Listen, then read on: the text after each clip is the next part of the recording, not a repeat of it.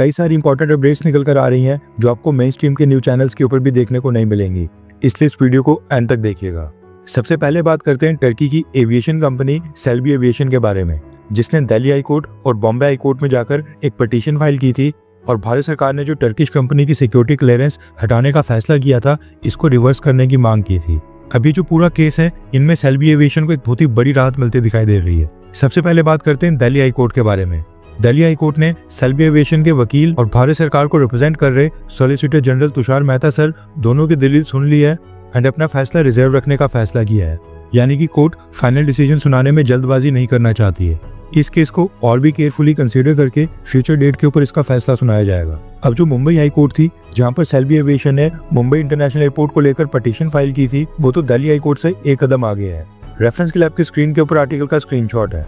दरअसल भारत सरकार के सिक्योरिटी क्लियरेंसेस हटाने के बाद मुंबई इंटरनेशनल एयरपोर्ट ने सेल्बी एविएशन का कॉन्ट्रैक्ट कैंसिल करके इंडो थाई कंपनी को कॉन्ट्रैक्ट ट्रांसफर कर दिया था। लेकिन अब मुंबई से न्यूज निकल कर आ रही है कि बॉम्बे हाई कोर्ट की वेकेशन बेंच ने मुंबई इंटरनेशनल एयरपोर्ट को डायरेक्शंस दिए हैं कि ग्राउंड हैंडलिंग और ब्रिज ऑपरेशंस के लिए एयरपोर्ट ने सेल्बी एविएशन को रिप्लेस करके नई कंपनी को कॉन्ट्रैक्ट ट्रांसफर करने का जो ऑर्डर दिया था, उसके ऊपर तत्काल प्रभाव से रोक लगा दी जाए। बॉम्बे हाई कोर्ट की वेकेशन बेंच ने इंटरिम ऑर्डर में कहा है कि समर वेकेशंस के बाद जून में जब रेगुलर कोर्ट ओपन होंगी, उस समय वो इस केस के ऊपर डिटेल चर्चा करेंगे। तब तक के लिए सेल्बी एविएशन को रिप्लेस करने के टेंडर प्रोसेस को होल्ड ऑफ कर दिया जाए। अब देखा जाए तो टर्की की aviation company Celebi aviation case नहीं जीती है, लेकिन ये ऑर्डर रिजर्व होना और कंपनी को रिप्लेस करके नई कंपनी लाने की प्रक्रिया के ऊपर कोर्ट द्वारा रोक लगा दिया जाना, इसको सेल्बी एविएशन के लिए एक बड़ी रिलीफ के रूप में देखा जा रहा है। एंड अब ऐसा लग रहा है कि कंपनी का केस काफी स्ट्रांग हो गया है और हो सकता है कि भारत की महान कोर्ट्स सेल्बी एविएशन के पक्ष में ही कोई फैसला ना सुना ले। अब इसकी भी संभावना बनती दिखाई दे रही है, जबकि हम सबको पता है कि नेशनल सिक्योरिटी से जुड़ा मामला है। कोर्ट्स चाहे तो पहली हियरिंग के अंदर ही सेल्बी एविएशन की पिटीशन रिजेक्ट करके भारत सरकार का फैसला अपहेल्ड कर सकती थी। अब देखना होगा कि इतना समय लगाने के बाद भारत की कोर्ट्स किसके हक में फैसला करती है। अब दो जगह से थोड़ी सी राहत मिलने के बाद सेल्बी एविएशन ने भारत सरकार के खिलाफ तीसरी जगह भी केस फाइल कर दिया है, मद्रास हाई कोर्ट में। रेफरेंस के लिए आपकी स्क्रीन के ऊपर आर्टिकल का स्क्रीनशॉट है। तमिलनाडु के चेन्नई इंटरनेशनल एयरपोर्ट में भी ग्राउंड हैंडलिंग ऑपरेशंस इसी टर्किश कंपनी सेल्बी एविएशन के पास थे।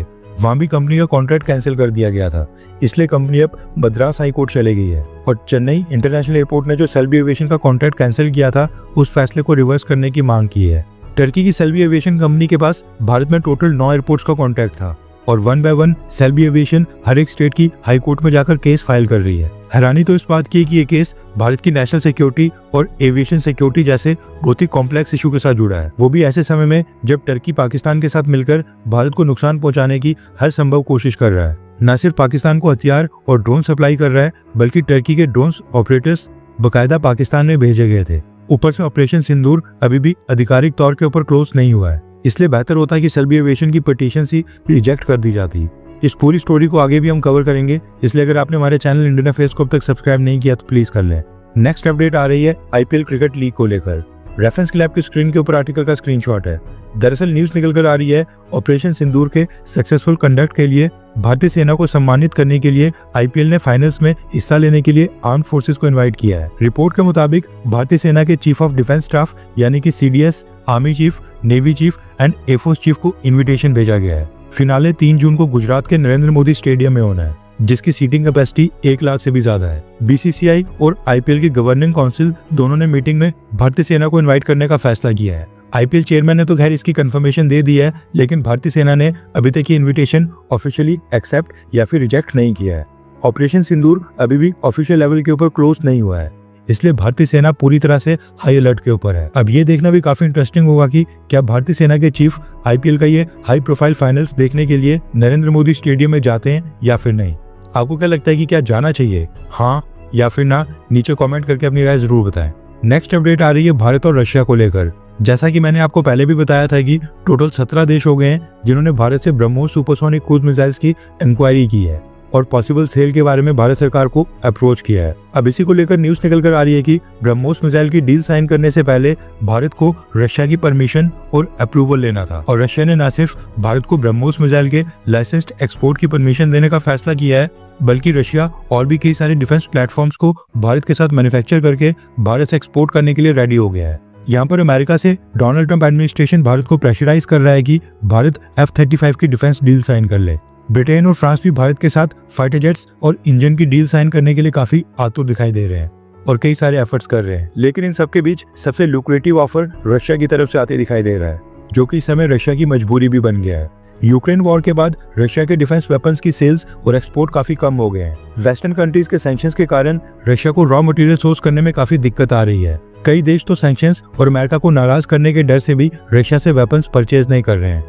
इसलिए खबर निकल कर आ रही है कि रशिया ने भारत को ऑफर किया है कि जिस तरह से रशिया भारत के साथ मिलकर जॉइंट वेंचर स्थापित करके भारत में ब्रह्मोस मिसाइल्स और AK-203 राइफल्स मैन्युफैक्चर कर रहा है, सेम इसी तरह से रशिया भारत के साथ मिलकर और भी डिफेंस इक्विपमेंट और वेपन्स मेड इन इंडिया के तहत मैन्युफैक्चर करने के लिए रेडी हो गया है, जिनकी न सिर्फ भारत के अंदर लाइसेंस प्रोडक्शन होगी बल्कि भारत के साथ मिलकर रशिया इनको एक्सपोर्ट करने के लिए भी रेडी है। अब रशिया ये काम चाइना के साथ मिलकर नहीं कर सकता है, क्योंकि रशिया की तरह चाइना भी अमेरिका के बिल्कुल अगेंस्ट है और कई सारे देश चाइना से वेपन्स परचेज करने से हिचकते हैं। इसलिए भारत की जो न्यूट्रल पोजीशन है वही भारत के पक्ष में काम करते दिखाई दे रही है। और ये जो 17 देश ब्रह्मोस मिसाइल्स की इंक्वायरी करने के लिए भारत के पास आए हैं, ये भी उसी तरफ इशारा करता है। रशिया ने फाइटर जेट से लेकर मिसाइल डिफेंस सिस्टम और कई तरह के डिफेंस इक्विपमेंट के लिए जॉइंट वेंचर स्थापित करने का ऑफर दिया है। अब देखना होगा कि भारत सरकार ये ऑफर एक्सेप्ट करती है या नहीं। नेक्स्ट अपडेट आ रही है भारत की पहली प्राइवेट हेलीकॉप्टर असेंबली लाइन को लेकर। दरअसल अभी तक भारत में एक भी ऐसी प्राइवेट कंपनी नहीं थी जहां से एक फिनिश्ड हेलीकॉप्टर कंप्लीटली तैयार होता। DRDO और हिंदुस्तान एरोनॉटिक्स लिमिटेड तो खैर भारत में काफी पहले से हेलीकॉप्टर मैन्युफैक्चर कर रहे हैं, लेकिन ये भी सरकारी कंपनीज हैं।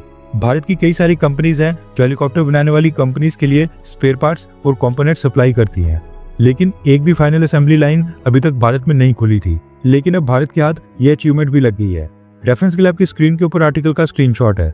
टाटा की subsidiary Tata advance system limited और यूरोप की सबसे बड़ी एरोस्पेस कंपनी एयरबस कंपनी ने आपस में मिलकर एक टाई अप कर दिया है।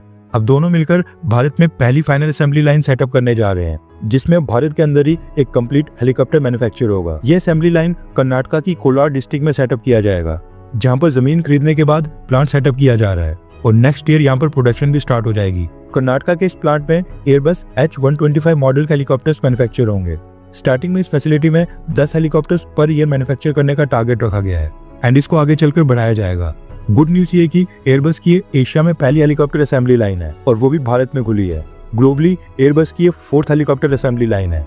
इससे पहले एक फ्रांस में है, 2nd अमेरिका में, 3rd ब्राजील में और ये 4th भारत में खुली है। एयरबस कंपनी का टारगेट है अगले 2 दशकों में एशिया रीजन में 500 हेलीकॉप्टर सेल करने का और ये सब हेलीकॉप्टर्स इसी भारत वाले प्लांट से एक्सपोर्ट होंगे। वैसे हेलीकॉप्टर्स के बाद अब कमर्शियल पैसेंजर प्लेन्स की मैन्युफैक्चरिंग का वेट है। नेक्स्ट अपडेट आ रही है भारत के DRDO को लेकर।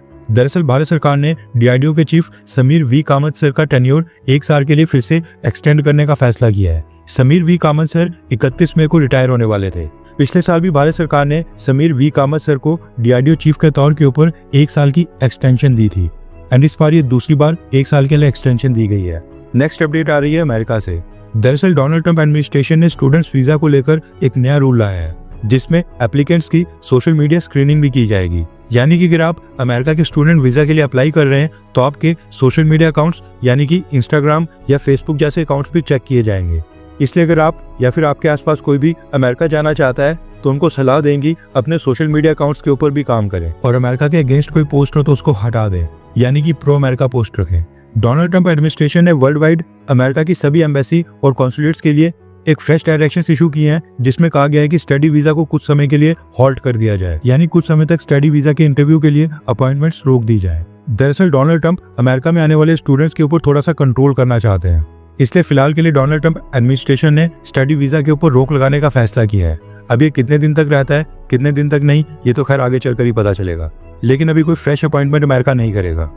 हर 24 घंटे के अंदर जियोपॉलिटिक्स में बड़े फेरबदलाव और उलटफेर हो रहे हैं और भारत के लिए नए चैलेंजेस आ रहे हैं। कोई देश अपने फैसले से पलट रहा है तो कोई देश ब्लैकमेलिंग के ऊपर उतर आया है। सभी देश एक दूसरे को नीचे लगाने की कोशिश कर रहे हैं। इन सब के बीच हमारा भारत किसी भी देश से पीछे न रह जाए, इसके लिए मोदी सरकार लगातार कोशिशें कर रही है एंड भारत की foreign policy, defence news, economy और ग्लोबल अफेयर्स का सही एनालिसिस हमारे चैनल इंडियन अफेयर्स का मिशन है और ये मिशन आपके सपोर्ट के बिना अधूरा है। इंडियन अफेयर्स हिंदी के ऊपर हम सभी फैक्ट्स और डेटा बिल्कुल सरल भाषा में एनालाइज करते हैं बिना किसी एजेंडा के।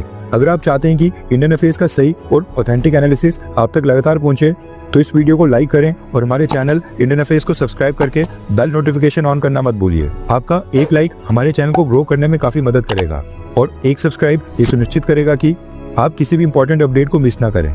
अगर आपने हमारे चैनल को पहले से सब्सक्राइब किया है तो दिल से धन्यवाद। जय हिंद, वंदे मातरम।